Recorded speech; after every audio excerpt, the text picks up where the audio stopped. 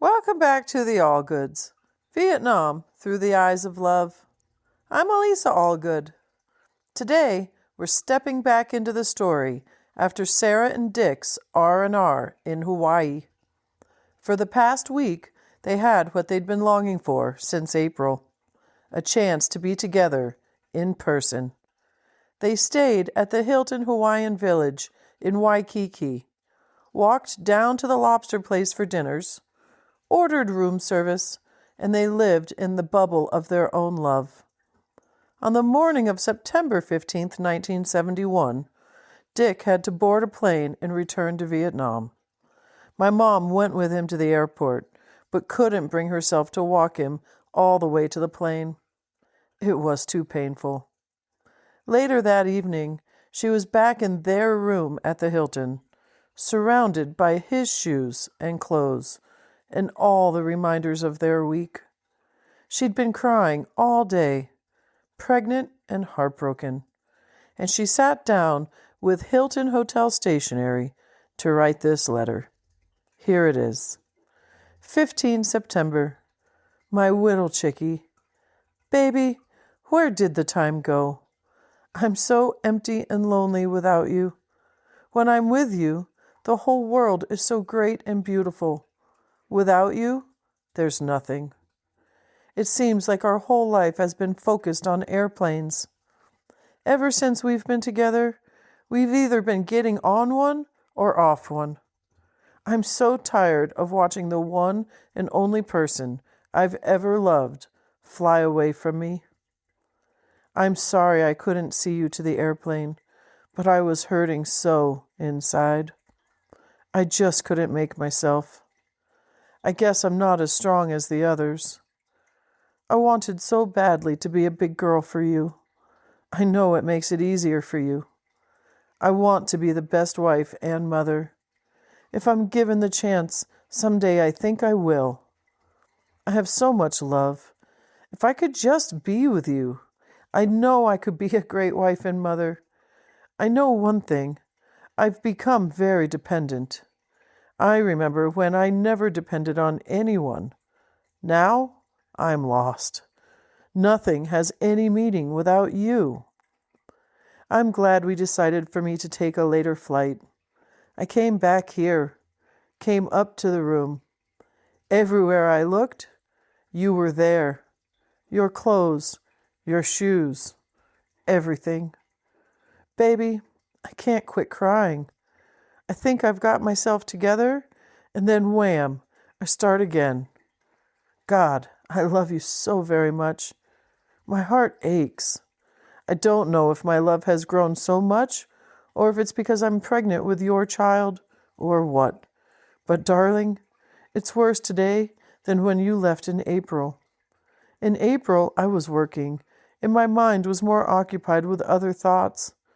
But I can't take many more separations. I looked 29 years for someone to love the way I love you, only to have 1,000,000 miles between us. There were so many things I wanted to say, but the thing I said most was, I love you. I feel guilty because I feel as though, being pregnant, I've cheated you sexually. I wanted to blow you and everything, but all I did in my selfishness was make very simple love. I hope you felt all the love I have for you in our sessions. I'm rambling on, but I have a feeling you'll understand what I'm trying so hard to say. When the baby is born, we'll have our long love sessions again. I also feel that if I can write what's on my mind, I'll feel better. It was so wonderful being able to sit and talk. Just talk and touch you and kiss you. You're the most loving and wonderful, not to mention sexy, good-looking husband in the world. Please always love me as you do now, and as I love you. You're the only person in the world that means anything to me. I know I shouldn't say that, but I feel it. I washed my hair this afternoon. I'm now sitting out on the patio. If only you were here. You know what, Chickie? Someone has our table at the lobster place. Our table. That even makes me cry. I haven't eaten since breakfast. I'm not even hungry. Maybe I'll order a martini and a sandwich. I need something to act as a tranquilizer. I'm glad you left the radio. I can't concentrate enough to watch TV.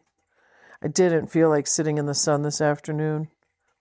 I got my ticket fixed in the room too, and that's about all I've done.